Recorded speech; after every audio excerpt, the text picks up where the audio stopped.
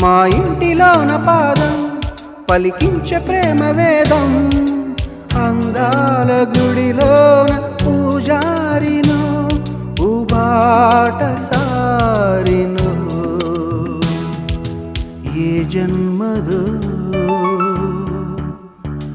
ఈ సంబంధము